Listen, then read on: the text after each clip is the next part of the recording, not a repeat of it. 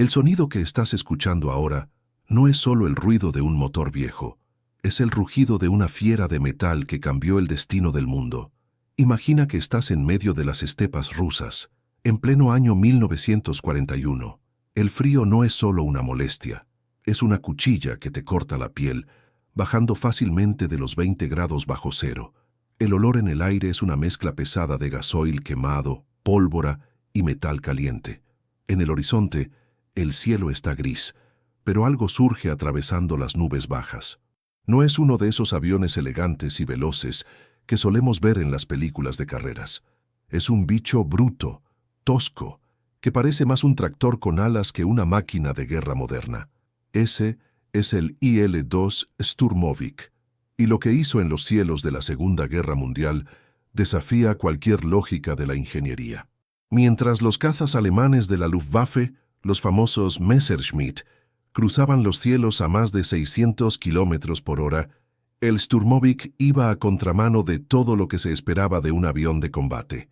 Era lento, pesado y volaba a apenas 400 kilómetros por hora. Para un piloto de caza de la época, eso era casi como estar parado en el aire.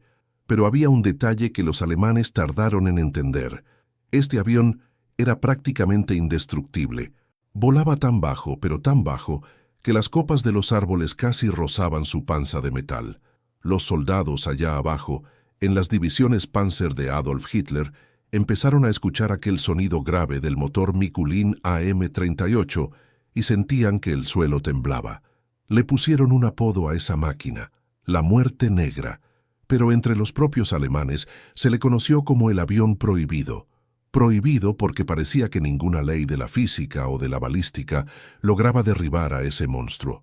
Todo esto nació de la mente de un hombre que tenía una obsesión, Sergei Ilyushin. No era solo un ingeniero, era un visionario que entendía que la guerra en Rusia no se ganaría con delicadeza, sino con fuerza bruta. Ilyushin no quería crear una bailarina de los cielos, quería un tanque volador. Diseñó el IL-2 alrededor de un caparazón de blindaje que protegía el motor y al piloto como si fuera una tortuga de acero. Mientras que otros aviones estaban hechos de aluminio ligero que se perforaba con cualquier tiro de ametralladora, el Sturmovik era una bañera blindada. Y esa terquedad de Ilyushin, al hacer un avión pesado y lento, fue lo que salvó a la Unión Soviética del colapso total. Pero el camino no fue fácil. Al principio, nadie creía que esa bañera de hierro funcionaría. El propio Iósif Stalin, el líder supremo de la Unión Soviética, estaba perdiendo la paciencia. Sabía que el tiempo se agotaba y que las tropas de Hitler avanzaban demasiado rápido hacia Moscú. Stalin, con ese carácter autoritario que todo el mundo temía, mandó un mensaje directo a los directores de la fábrica de aviones número 18. El IL-2 era tan esencial para el Ejército Rojo como el pan y el aire que respiraban. Exigió producción en masa, costara lo que costara. Si los aviones no salían de la línea de montaje, rodarían cabezas. Y así, en medio del caos y el hambre, miles de hombres y mujeres trabajaron día y noche para poner el tanque volador en el aire. A partir de ahí, la historia de este avión se mezcla con el coraje de personas como Ana Yegorova. Imagina a una mujer joven, en un ambiente dominado por hombres, tomando el mando de una máquina que muchos veteranos tenían miedo de pilotar. Ana no solo voló el Sturmovik, sobrevivió a misiones que eran verdaderas sentencias de muerte. Se lanzaba en medio del fuego antiaéreo alemán, sintiendo la metralla golpeando el blindaje como si fuera lluvia sobre un techo de chapa, y volvía a la base con el avión lleno de agujeros, pero aún volando. O piensa en Alexander Yefimov, un verdadero as de la aviación que aprendió a usar la lentitud del IL-2 a su favor, creando tácticas de ataque a tierra que ponían los pelos de punta a los comandantes alemanes. Incluso los nombres más grandes de la aviación alemana, como Hans Ulrich Rudel, el piloto de Stuka más condecorado de Alemania, tuvieron que sacarse el sombrero ante la resistencia del IL-2. Rudel vio de cerca lo difícil que era abatir a un Sturmovik. Podías descargar toda tu munición en él, pero el bicho seguía ahí, firme, escupiendo fuego y destruyendo tanques con sus cañones pesados. Era una lucha de David contra Goliat, solo que David era un avión de hierro que se negaba a caer. Lo que vamos a contar aquí Es como esta máquina improbable, que muchos consideraban un error de diseño, terminó convirtiéndose en la pesadilla de Hitler y en la mayor arma de victoria para Stalin.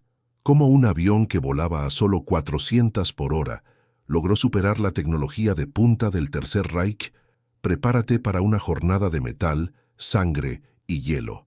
Suscríbete ahora y únete a nuestra legión de historiadores para vivir el pasado como nunca antes lo habías visto. Vamos a despegar hacia el corazón de la batalla más grande de la historia de la humanidad.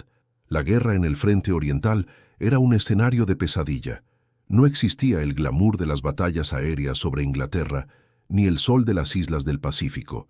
Allí, el asunto era en el barro, en la nieve y en el aceite. Cuando los primeros modelos del IL-2 llegaron al frente, los pilotos soviéticos se sintieron extrañados. El avión era pesado, la palanca de mando era dura y la visibilidad no era de las mejores. Pero la primera vez que entraron en combate y sintieron las balas alemanas rebotando en el blindaje sin causar daños serios, entendieron que tenían algo especial entre manos. Sergei Ilyushin había diseñado el avión para ser parte integrante de la infantería y de los tanques. No quería que el IL-2 se quedara allá arriba, en duelos románticos entre caballeros del aire. Quería que el avión estuviera allá abajo, en medio de la suciedad, destruyendo camiones, explotando depósitos de munición y principalmente cazando tanques Panzer. Y fue exactamente eso lo que pasó. El rugido del motor Mikulin se convirtió en el sonido de la esperanza para los soldados rusos que estaban siendo masacrados en las trincheras. Cuando aquel bulto oscuro aparecía en el horizonte, sabían que las tornas iban a cambiar. Adolf Hitler, en su cuartel general, recibía informes cada vez más desesperados. Sus generales decían que los ataques aéreos soviéticos estaban diezmando las líneas de suministro. El Sturmovik no necesitaba ser rápido para ser letal. Mientras los generales alemanes intentaban entender cómo aquel tractor volador seguía en el aire, allá en Moscú, un hombre de mirada cansada y manos manchadas de grasa ya sabía la respuesta. Sergei Ilyushin no era un soñador cualquiera. No estaba interesado en récords de velocidad ni en la elegancia de las líneas aerodinámicas que hacían que los aviones europeos parecieran obras de arte. Para él, la guerra no era un deporte de caballeros en las nubes.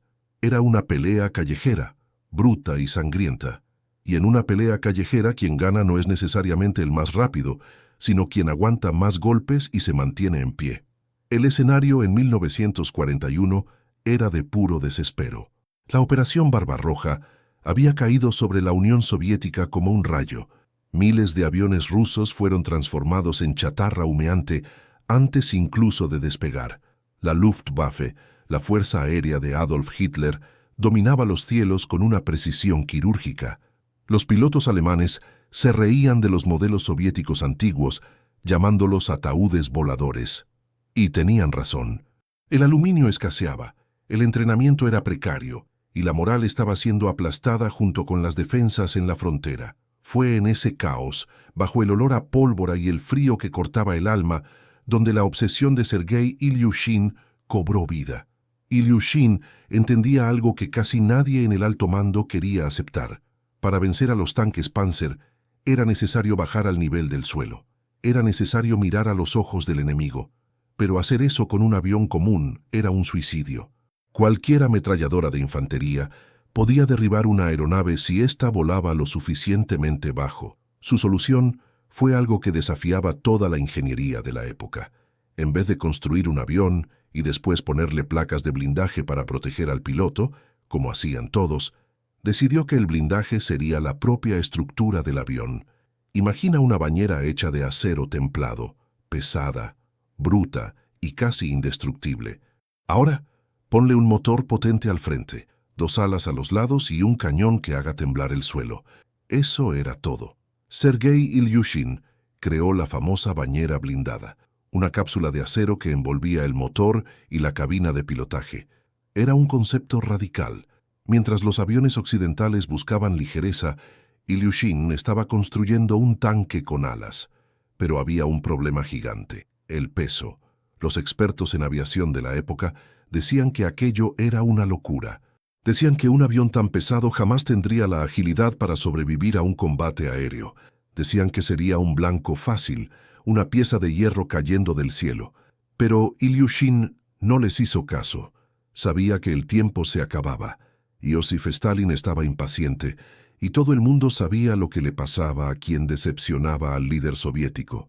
El clima en la fábrica de aviones número 18 era de una tensión que se podía cortar con cuchillo.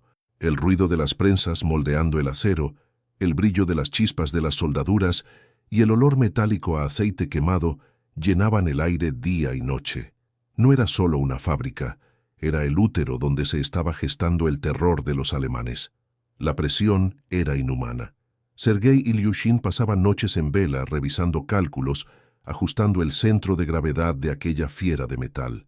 Sabía que si el Il-2 Sturmovik fallaba, no solo terminaría su carrera, sino posiblemente el destino de toda la nación. La idea era crear una máquina que pudiera volar en medio de una tormenta de balas, ser alcanzada cientos de veces y, aún así, lograr volver a casa. Era una apuesta contra las leyes de la física y contra el sentido común de la aviación militar. Los primeros prototipos eran aterradores. El avión era lento, sí, no hacía maniobras elegantes. Rugía como un animal herido y vibraba tanto que parecía que se iba a despedazar. Pero, cuando se hicieron las primeras pruebas de tiro contra el blindaje de la cabina, el juego cambió. Las balas de ametralladora alemanas, que atravesaban otros aviones como si fueran papel, simplemente rebotaban en el acero de Ilyushin. Era un milagro de la ingeniería bruta. El piloto estaba allá adentro, protegido como un caballero medieval dentro de una armadura impenetrable. Mientras tanto, en el frente, la situación era cada vez más crítica. Las divisiones Panzer de Adolf Hitler avanzaban como una guadaña, cortando todo lo que veían por delante. El rastro de destrucción era inmenso. Ciudades enteras quedaban reducidas a cenizas, y el ejército soviético se retiraba, dejando atrás un rastro de sangre y barro. Fue en ese momento de oscuridad total cuando el primer lote de Sturmoviks estuvo listo. No eran muchos, y los pilotos aún estaban aprendiendo a lidiar con ese monstruo pesado. Muchos pilotos veteranos, acostumbrados a la ligereza de los cazas, se sintieron extraños con el IL-2. Lo llamaban el jorobado, por la forma del fuselaje detrás de la cabina. Parecía un patito feo al lado de los Messerschmitts alemanes. Pero la belleza del Sturmovik no estaba en sus líneas, sino en su capacidad de causar el caos.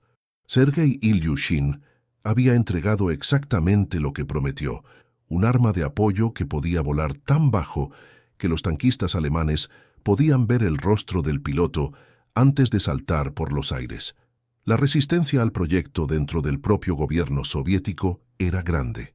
Algunos oficiales pensaban que la inversión debería ir a casas más rápidos, pero Stalin, con su visión pragmática y brutal, percibió el potencial de aquella máquina. Veía en el IL-2 no solo un avión, sino una herramienta de terror psicológico. Quería que los soldados alemanes, cada vez que escucharan el ronco grave del motor Mikulin, supieran que la muerte venía por arriba y que no había donde esconderse.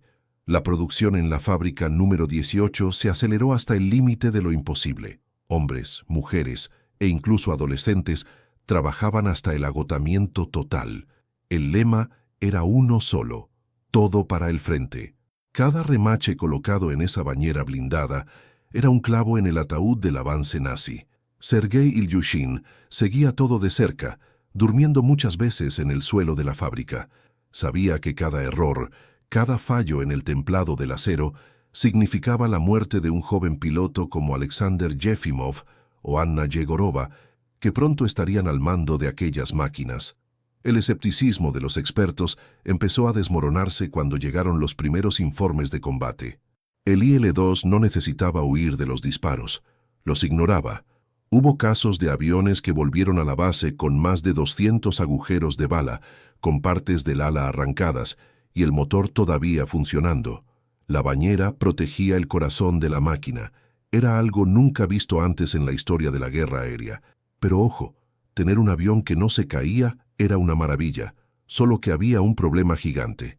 Eran pocos, casi una rareza en medio de toda aquella confusión.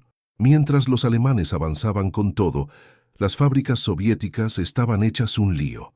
Y si hay algo que no querías hacer en aquella época, era poner a Joseph Stalin de los nervios. El clima en Moscú no era solo de frío, era de puro terror político. Adolf Hitler estaba golpeando la puerta, los tanques Panzer estaban haciendo un desastre bárbaro y la fuerza aérea rusa parecía un queso suizo de tantos agujeros que tenía. Sergei Ilyushin sabía que tenía el proyecto de su vida en las manos, pero el reloj corría en contra. La presión era tanta que parecía que el techo se iba a desplomar en cualquier momento. La situación estaba tan fea que el gobierno tuvo que tomar una decisión drástica: desmontar las fábricas enteras y mandar todo hacia el este, allá por los confines de los montes Urales. Imagínate el lío, hermano. Miles de operarios, máquinas pesadísimas y toneladas de metal siendo subidas a trenes, mientras las bombas alemanas caían alrededor. Llegaron a la región de Kuibyshev, donde estaba la famosa fábrica de aviones número 18, y el panorama era para ponerse a llorar. No había techo, no había paredes, era solo el suelo de tierra y un frío que te rajaba la cara. Pero la cosa estaba clara: o el avión salía o Rusia caía, y Stalin no era el tipo de jefe que aceptaba excusas de becario. Fue en ese escenario de caos donde llegó el telegrama que dio vuelta a la historia. Stalin mandó un mensaje directo a los directores de las fábricas, y el tono no era nada amigable. Escribió con todas las letras que los directores estaban engañando al país y al Ejército Rojo. Dijo que el IL-2 era tan esencial para los soldados como el aire que respiraban o el pan que comían. El ultimátum fue corto y al grano. Si la producción no aumentaba inmediatamente, las consecuencias serían severas.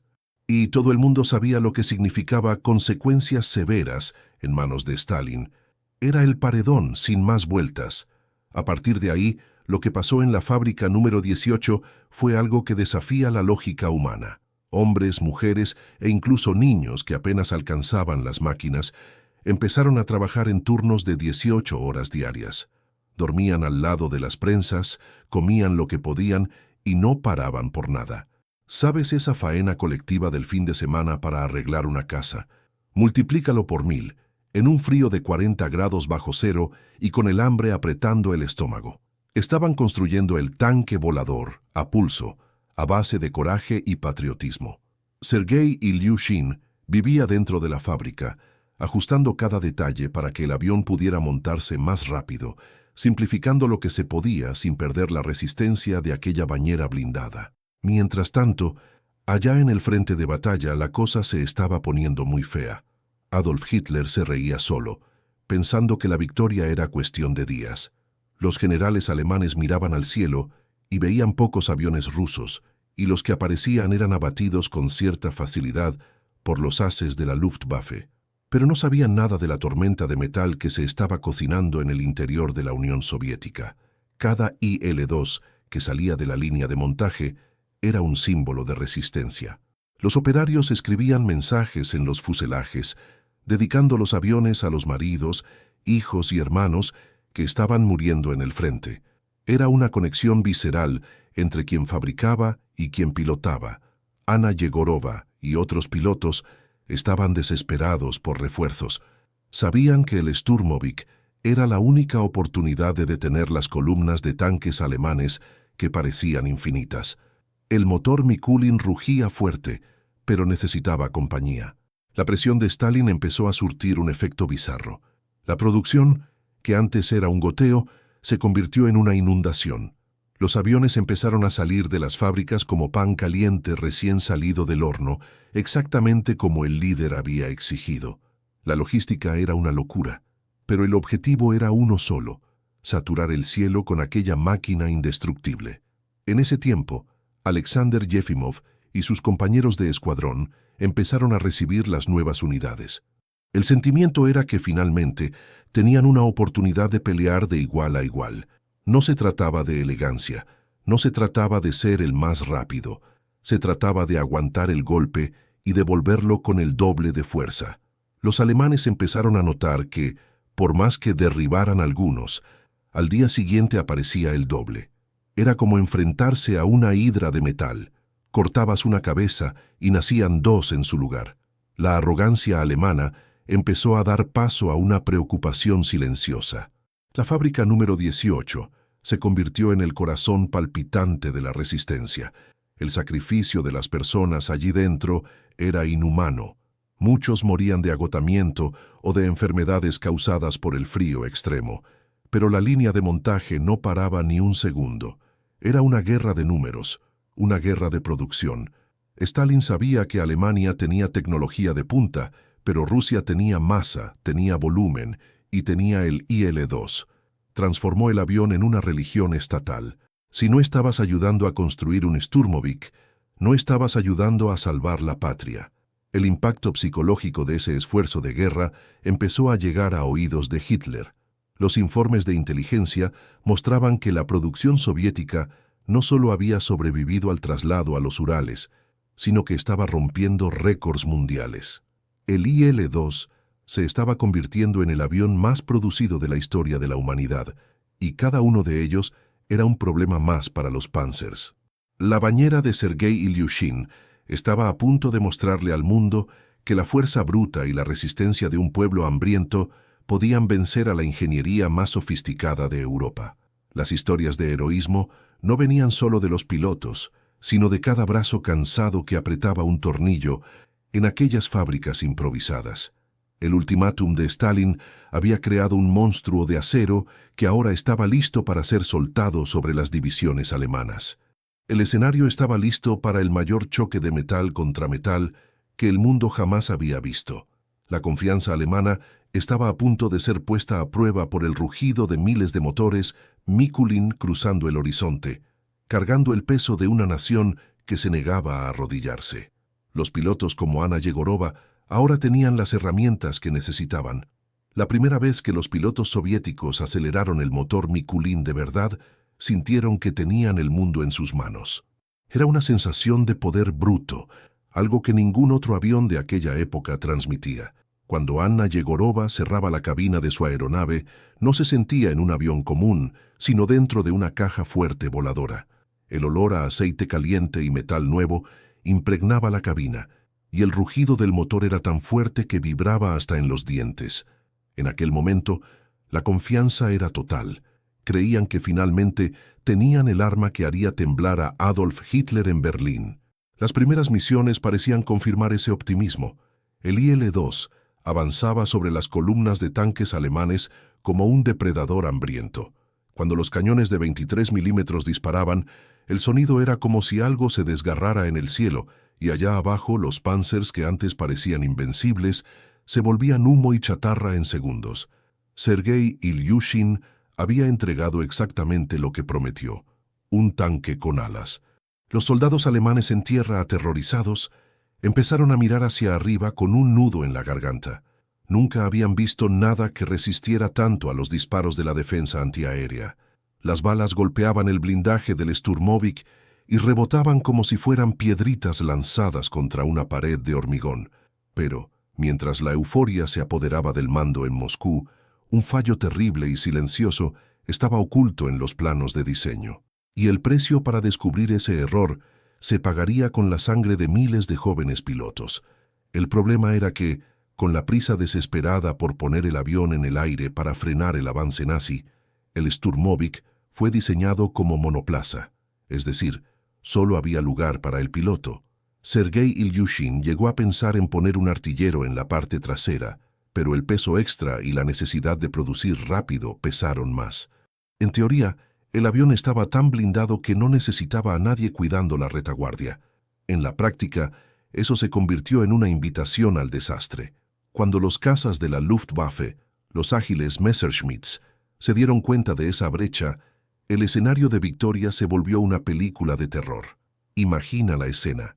Anna Yegorova o Alexander Yefimov están enfocados en el blanco de adelante, picando para destruir un convoy alemán. Están concentrados, el sudor les corre por la cara, el dedo en el gatillo. De repente, un rastro de balas trazadoras pasa rozando el ala. Miran por el retrovisor y el corazón se les dispara. Hay un caza alemán pegado a la cola. y no hay absolutamente nada que el piloto del IL-2 pueda hacer. El Sturmovik era pesado y lento, volando a poco más de 400 kilómetros por hora. No tenía agilidad para entrar en un combate aéreo de igual a igual. Sin un artillero trasero para ahuyentar a los atacantes con una ametralladora, el avión se convertía en un blanco fácil. Los pilotos alemanes, veteranos y astutos, empezaron a hacer fila.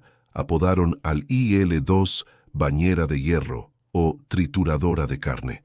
Venían por detrás, apuntaban al motor o al radiador, que eran los únicos puntos vulnerables, y disparaban hasta que el gigante soviético caía envuelto en llamas. El optimismo inicial de Iósif Stalin empezó a agriarse. Los informes que llegaban al Kremlin eran desesperantes. Escuadrones enteros de Sturmoviks salían a misiones y solo 1 o 2 volvían. El cielo del frente oriental, que debería haber sido el escenario de la gloria soviética, se convirtió en un cementerio de metal retorcido. Alexander Yefimov veía a sus amigos ser derribados uno a uno, sin poder ayudar. La radio se inundaba de gritos de socorro, de pilotos pidiendo una cobertura que nunca llegaba. Era una agonía ver a un compañero de ala ser fusilado por la espalda sin tener cómo reaccionar. En esa fase, la Morte Negra, como los alemanes llamarían más tarde al avión, aún era una promesa incumplida. Para los pilotos de la Luftwaffe, el IL-2 era solo un blanco grande y lento que garantizaba victorias fáciles. La confianza rusa fue destrozada. La fábrica de aviones número 18 trabajaba día y noche, produciendo miles de unidades, pero parecía que las estaban mandando directo a la picadora. Stalin, en sus ataques de furia, exigía resultados. Decía que el Ejército Rojo necesitaba el IL-2 como necesitaba pan y aire, pero lo que estaba recibiendo eran ataúdes de hierro. El impacto psicológico fue devastador. Los pilotos sabían que, al despegar, las posibilidades de supervivencia eran mínimas si un caza enemigo los encontraba. El blindaje frontal protegía contra el fuego de tierra, pero no servía de nada contra un cañón de 20 milímetros disparado a quemarropa por detrás. El desespero era tal que algunos pilotos empezaron a improvisar. Intentaban hacer maniobras bruscas que el avión no soportaba, lo que resultaba en caídas fatales por fallo estructural. El ambiente en las bases aéreas era de un luto constante. El olor a muerte flotaba sobre las pistas de tierra batida. Ana Yegorova sentía esa presión en su propia piel. Cada vez que veía el resplandor de una explosión en el horizonte, sabía que era otro de los suyos que no volvería para la cena. La superioridad técnica alemana en el aire estaba transformando el sueño de Ilyushin en una pesadilla estratégica. La bañera blindada estaba siendo perforada por todos lados. El mundo asistía a lo que parecía ser el colapso de la Fuerza Aérea Soviética frente a la eficiencia implacable de la Luftwaffe. La situación llegó a un punto crítico donde algo tenía que cambiar, y rápido. El costo humano era demasiado alto, incluso para los estándares de Stalin. No era solo cuestión de perder máquinas, era la pérdida de pilotos experimentados, que no podían ser reemplazados de la noche a la mañana. La arrogancia inicial de creer que el blindaje lo resolvería todo cayó por tierra junto con los restos de los aviones derribados. Los alemanes, liderados por figuras como Hans Ulrich Rudel, empezaron a reírse de la lentitud soviética. Se sentían los dueños del cielo. Para ellos el IL-2 era un chiste de mal gusto, un error de ingeniería que solo servía para aumentar su cuenta de victorias. Pocos sabían que, en medio de ese caos y de ese baño de sangre, los ingenieros rusos y los propios pilotos estaban anotando cada fallo, cada grito de dolor y cada agujero de bala. El bautismo de fuego del Sturmovik fue cruel, sangriento y casi terminal para el proyecto. El optimismo poético del inicio de la guerra había sido sustituido por el realismo brutal de las trincheras y de los combates aéreos desiguales.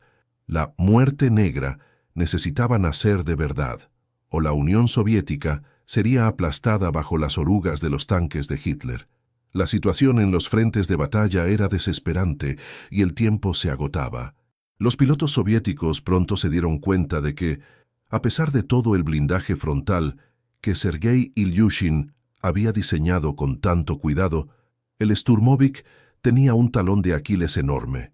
una vulnerabilidad que los ases de la Luftwaffe, como el implacable Hans-Ulrich Rudel, explotaban sin piedad.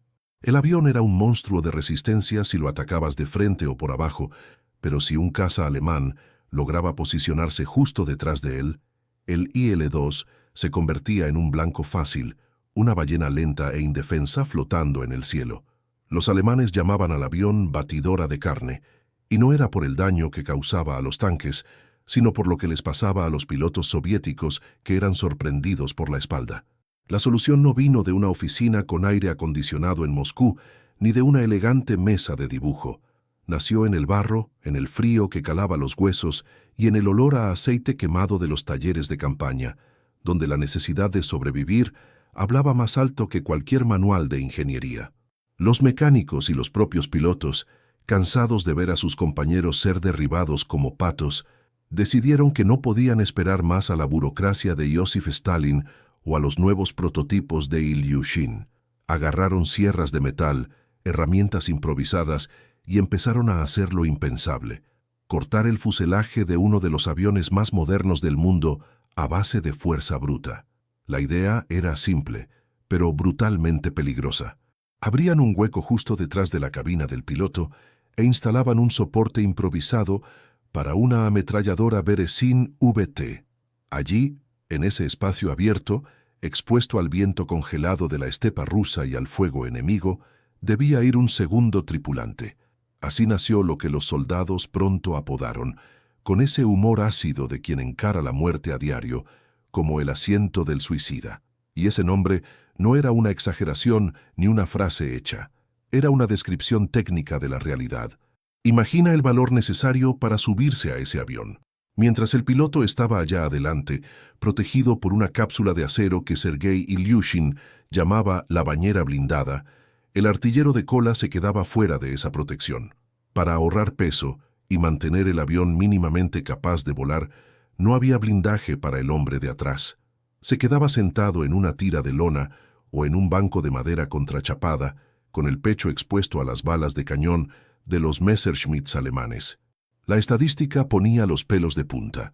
Por cada piloto que moría en combate, 7 artilleros de cola perdían la vida. Era una cuenta macabra que mostraba el precio de sangre que la Unión Soviética estaba dispuesta a pagar para no ser borrada del mapa por Adolf Hitler. A pesar de esas probabilidades terribles, nunca faltaron voluntarios. Hombres y mujeres, muchos de ellos jóvenes que apenas habían aprendido a afeitarse o que habían dejado a sus familias en ciudades sitiadas, se subían a ese hueco en el fuselaje sabiendo que la probabilidad de volver vivos era mínima. Eran la última línea de defensa del Sturmovik.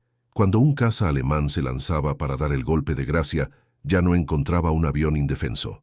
Encontraba el cañón de una ametralladora pesada escupiendo fuego y a un ser humano decidido a llevarse al enemigo con él al infierno. Esta modificación de campo cambió por completo la dinámica de los combates aéreos en el frente oriental. Los pilotos alemanes que antes se acercaban con arrogancia, ahora tenían que pensárselo 2 veces. Hans-Ulrich Rudel mencionó en sus relatos la resiliencia casi sobrenatural de este avión y lo frustrante que era descargar munición en una máquina que simplemente se negaba a caer. Y ahora, con la suma del artillero, el cazador muchas veces se convertía en la presa. El ruido del motor Mikulin, que ya era un terror para las divisiones Panzer en tierra, ahora venía acompañado por el tableteo constante de las ametralladoras de cola, creando una sinfonía de destrucción que resonaba por kilómetros. La presión sobre las fábricas aumentó aún más. Joseph Stalin, que seguía cada número de producción como si fuera su propia vida, mandó un famoso telegrama a los directores de la fábrica de aviones número 18. No pidió, exigió. Dijo que el Ejército Rojo necesitaba el IL-2 como necesitaba aire para respirar y pan para comer. Amenazó a los ingenieros, diciendo que si la producción no aumentaba de inmediato, serían tratados como traidores. Sergei Ilyushin, bajo una presión que aplastaría a cualquier hombre común, tuvo que oficializar la modificación que los soldados habían inventado en el barro. El IL-2 de 2 plazas se convirtió en el estándar, aunque eso significara sacrificar miles de vidas de artilleros para salvar el proyecto y el país. Dentro de esta realidad brutal, surgieron figuras legendarias como Anna Yegorova. No era solo una piloto, era el símbolo de la resistencia femenina que definió el esfuerzo de guerra soviético. Anna volaba en misiones que muchos hombres consideraban suicidas, lanzando su Sturmovik contra columnas de tanques alemanes en medio de un torbellino de fuego antiaéreo. Sobrevivió a derribos, a heridas graves y al cautiverio, siempre llevando consigo la mística de ese avión que se negaba a morir. La historia de Anna y de tantos otros pilotos y artilleros muestra que, detrás del acero y del motor Mikulin, lo que realmente ganaba las batallas era la fibra humana llevada al límite absoluto. La vida de un artillero de cola en el asiento del suicida era una sucesión de momentos de tedio congelado, seguidos de segundos de pánico puro. En invierno, el viento que entraba por la abertura del fuselaje cortaba como un cuchillo, y muchos artilleros sufrían quemaduras por frío antes incluso de ver el primer avión enemigo. Pero cuando el combate empezaba, el calor de la adrenalina y el fuego de la ametralladora Beresin eran lo único que importaba. Veían pasar el mundo allá abajo a 400 kilómetros por hora, una velocidad que parecía ridícula para los estándares de la época, pero que para quien estaba colgado de una tira de cuero, parecía un salto directo al abismo. El impacto psicológico de esta innovación improvisada en las tropas de Adolf Hitler fue devastador.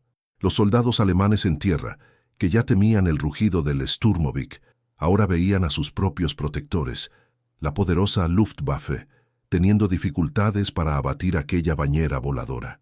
La confianza alemana empezó a agrietarse. Se dieron cuenta de que no estaban luchando solo contra una máquina, sino contra un pueblo que había decidido que ningún sacrificio era demasiado grande. El horizonte de las estepas rusas era una invitación al desespero. Imagina una llanura infinita, donde el viento sopla constante y el olor a tierra mojada se mezcla con el hedor acre del gasoil y la pólvora quemada. Para los soldados alemanes, que meses antes marchaban con la arrogancia de quienes ya se sentían dueños del mundo, aquel escenario se convirtió en un pasillo hacia el cementerio. Fue allí, en aquel vacío inmenso, donde un nuevo sonido empezó a dominar el ambiente. No era el silbido fino de los cazas rápidos ni el chasquido seco de los rifles. Era un ronco grave, rústico, que parecía venir de las entrañas de la propia tierra. Era el motor Mikulin del IL-2 Sturmovik, anunciando que el castigo estaba llegando. Y el castigo tenía un nombre que los alemanes susurraban con los labios temblorosos: Schwarzer Tod, la muerte negra. Para el soldado de infantería en tierra, ver una escuadrilla de estas máquinas surgiendo en el horizonte era como presenciar el fin del mundo en cámara lenta. El avión venía abajo, casi rozando los pastizales de la estepa, ignorando las balas que golpeaban su carcasa como si fueran gotas de lluvia en un techo de chapa. Los alemanes, que estaban acostumbrados a la Blitzkrieg, a esa guerra relámpago donde todo era limpio y rápido, se vieron atrapados en una trituradora de carne voladora. La confianza que Adolf Hitler intentaba inyectar en sus tropas se estaba derritiendo bajo el sol de las estepas. No importaba cuán tecnológico fuera tu equipo, la bañera blindada de Sergei Ilyushin estaba allí para demostrar que la fuerza bruta y la resistencia soviética eran una combinación mortal. En ese escenario de caos se introdujo un nuevo elemento de terror, algo que cambiaría la cara de las batallas de tanques para siempre. Durante la gigantesca batalla de Kursk, el mayor choque de blindados que la humanidad ha visto, los soviéticos se sacaron un as de la manga que dejó a los generales alemanes con los pelos de punta. Eran las bombas PTAB, pequeñas, pesando poco más de 2 kilos. Parecían inofensivas comparadas con los grandes misiles, pero el secreto estaba en la cantidad y la precisión. Los Sturmoviks venían en bandadas y soltaban cientos de estas bombitas de una sola vez, creando una cortina de fuego que cubría áreas enormes. Imagina la escena: un poderoso tanque Tiger, el orgullo de la ingeniería alemana, una fiera de metal que parecía indestructible de frente. De repente, el cielo se oscurece con la silueta del IL-2. El piloto, siguiendo las tácticas perfeccionadas por ases como Alexander Yefimov, pica suavemente y libera la carga. Las PTAB no necesitaban perforar el grueso blindaje frontal del Tiger. Caían directo sobre el techo del tanque, donde el metal era más fino, casi como una cáscara de huevo en comparación con el resto. El resultado era una lluvia de metal fundido que transformaba el interior del tanque en un horno crematorio en segundos. Los tripulantes alemanes no tenían oportunidad. Lo que debía ser la punta de lanza de la invasión de Hitler se convirtió en una fila de esqueletos metálicos humeantes, monumentos de hierro al fracaso de la ambición nazi. El impacto psicológico de esto fue devastador. Los soldados alemanes empezaron a mirar al cielo con un miedo que rayaba en la paranoia. Cualquier sombra, cualquier ruido de motor más pesado, hacía que todos corrieran hacia los pozos de tirador. La moral de la tropa estaba por los suelos. Sentían que estaban luchando contra un monstruo que no sentía dolor. Hans Ulrich Rudel, el piloto alemán considerado uno de los mayores expertos en destrucción de tanques, miraba al IL-2 con una mezcla de odio y un respeto forzado. Veía a sus colegas de la Luftwaffe gastar munición preciosa intentando derribar al Sturmovik, solo para ver al avión soviético seguir volando, soltando humo, pero aún disparando sus cañones de 23 milímetros. Era como intentar derribar un muro de ladrillos usando una gomera. Mientras tanto, del lado soviético, la mística en torno al avión no dejaba de crecer. Iosif Stalin, desde su búnker en Moscú, monitoreaba cada informe de producción de la fábrica de aviones número 18. Sabía que cada tornillo apretado en esa línea de montaje era un clavo en el ataúd del Tercer Reich. Para los pilotos, como la valiente Anna Yegorova, el IL-2 era más que una máquina, era un compañero de lucha. Ana volaba en misiones que muchos considerarían suicidas, enfrentando barreras de artillería antiaérea que iluminaban la noche como fuegos artificiales macabros. Sentía el avión vibrar, oía el impacto de la metralla en el blindaje justo detrás de su cabeza, pero mantenía la palanca firme. Sabía que, mientras el motor Mikulin estuviera girando, tenía una oportunidad de volver a casa y de llevar un poco más de justicia a los invasores. La táctica rusa era simple y brutal, muy al estilo hacer mucho con poco, pero con una eficiencia asombrosa. No buscaban el duelo elegante en las nubes. Lo suyo era el trabajo sucio, el laburo pesado de limpiar el camino para la infantería. Alexander Yefimov, que se convirtió en una leyenda viva, enseñaba a los nuevos pilotos que el Sturmovik era una extensión del brazo del soldado en tierra. Si el tanque alemán frenaba el avance, el IL-2 iba allá y resolvía el problema. La visión de una línea de Sturmoviks atacando en formación de círculo de la muerte era algo que quedaba grabado en la memoria de cualquier superviviente. Circulaban el objetivo, atacando uno tras otro, sin dar tiempo al enemigo para respirar o recargar las armas. Era una presión constante, una masacre rítmica que no daba tregua. En las ciudades y pueblos destruidos por el avance alemán, la llegada de los aviones de Ilyushin era vista como una señal de esperanza divina por los civiles. Las mujeres y los ancianos que vivían escondidos en los sótanos, pasando hambre y frío, oían el rugido de los motores y sabían que los nuestros estaban llegando. El sonido que antes traía terror, ahora traía alivio. Era la prueba de que la Unión Soviética no se había doblegado, que la resistencia era real y que el precio que los alemanes pagarían por cada centímetro de tierra rusa sería cobrado en sangre y hierro retorcido. La muerte negra no era solo un apodo, era una realidad estadística. En el apogeo de la guerra, el IL-2 estaba en todas partes. Estaba en Stalingrado, donde los combates eran casa por casa y los aviones se lanzaban entre las ruinas de las fábricas para silenciar nidos de ametralladoras. Estaba en los bosques de Bielorrusia, cazando convoyes de suministros alemanes que intentaban desesperadamente huir del cerco. Lo que ponía a los alemanes de los nervios no era la velocidad de aquel avión, porque, seamos sinceros, era demasiado lento.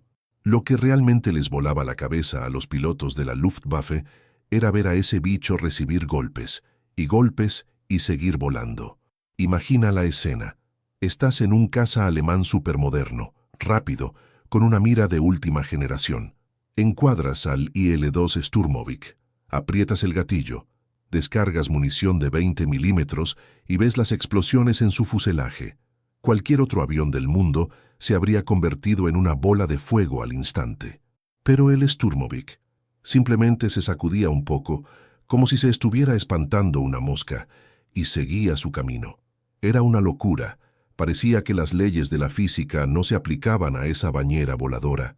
Esa resistencia casi sobrenatural no fue casualidad. Fue el toque maestro de Sergei Ilyushin. No quería simplemente poner placas de acero alrededor del piloto. Lo que hizo fue una jugada de genio. Transformó la propia estructura del avión en una coraza. El motor, el tanque de combustible, el radiador y la cabina estaban dentro de una cápsula de acero blindado que pesaba casi 1 tonelada. Era como si el avión fuera un caballero medieval con armadura completa, mientras los otros aviones de la época parecían llevar camisas de seda. Sergei Ilyushin sabía que para vencer a la máquina de guerra de Adolf Hitler necesitaba algo que aguantara el castigo, algo que pudiera bajar al infierno y volver para contarlo.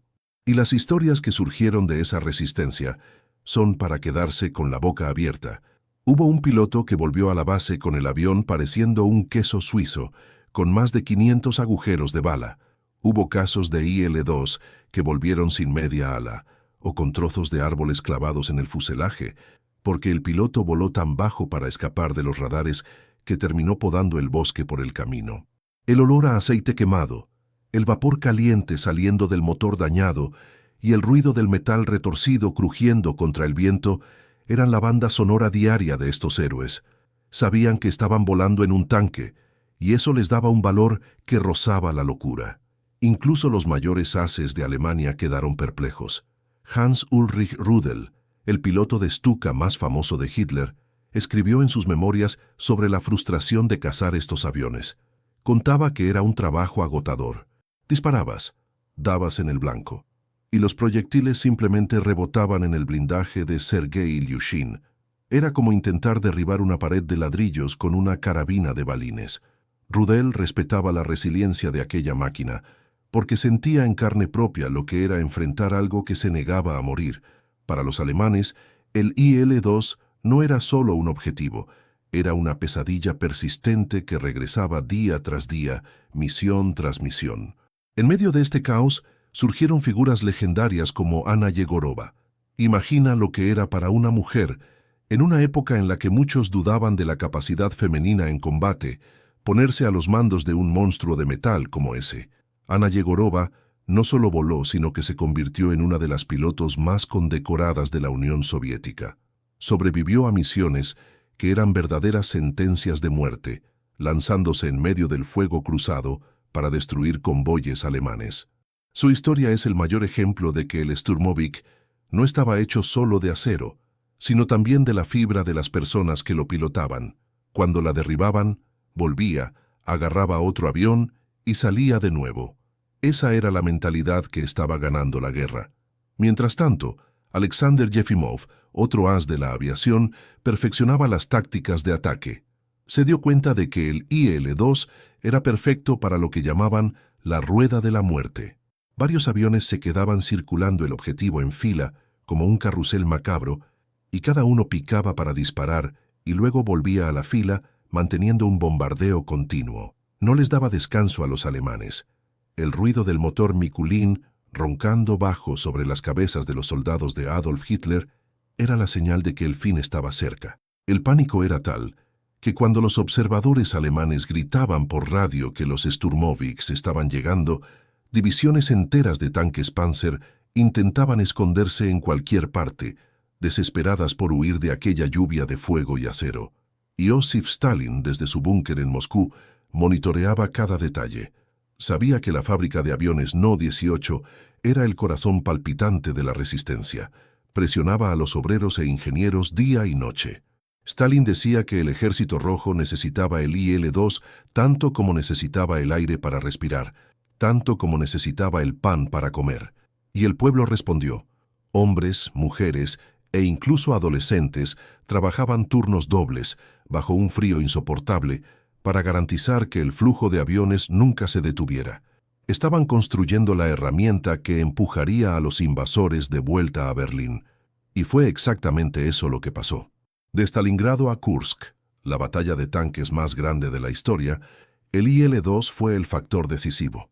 En Kursk, el suelo temblaba con miles de tanques chocando entre sí, pero el cielo pertenecía a los Sturmovik. Cazaban a los tanques Tiger y Panther como si fueran juguetes, abriendo camino para el avance soviético. A partir de ahí, la marea de la guerra cambió definitivamente. El optimismo alemán se había vuelto polvo, enterrado en el barro de las estepas rusas. La confianza de Adolf Hitler estaba destrozada, mientras los aviones de Sergei Ilyushin se convertían en el símbolo de la inevitable victoria. La jornada final llevó a estos tanques voladores hasta el corazón de Alemania. Ver a los IL-2 sobrevolando las ruinas de Berlín en 1945 fue la conclusión de un ciclo de dolor y superación. El avión que muchos pensaron que no funcionaría, que era demasiado pesado y lento, terminó la guerra como la aeronave más producida de todos los tiempos. Se fabricaron más de 36.000 unidades. Ese número es una locura, amigos. Es un testimonio de la ingeniería rusa y de la voluntad inquebrantable de un pueblo que se negó a ser esclavizado. Hoy, cuando miramos los monumentos o vemos un Sturmovik restaurado en un museo, no estamos viendo solo un montón de hierro viejo. Estamos viendo la prueba de que la resiliencia humana, unida a un diseño inteligente y enfocado en la supervivencia, puede vencer a las mayores tiranías. El legado de Sergei Ilyushin y de pilotos como Anna Yegorova y Alexander Yefimov sigue vivo. Nos demostraron que, incluso cuando todo parece perdido y el enemigo parece superior, el coraje y la capacidad de aguantar el golpe son lo que realmente define al ganador. El IL-2 Sturmovik no fue solo un avión, fue el alma de la resistencia rusa. Cargó el peso de una nación en sus alas blindadas y entregó la libertad a un costo humano que nunca debe olvidarse.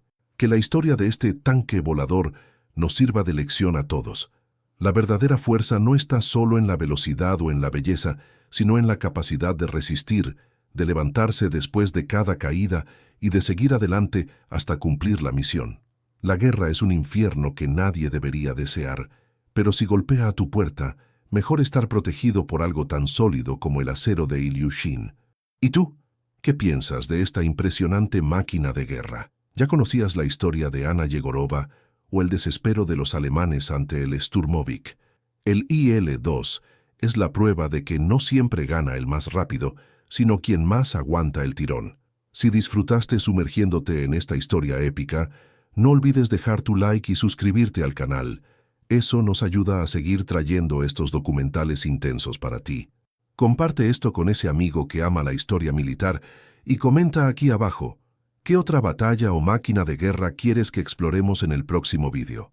Tu sugerencia puede ser el tema de nuestro próximo gran guión. Gracias por acompañarnos hasta aquí y hasta la próxima jornada por la historia.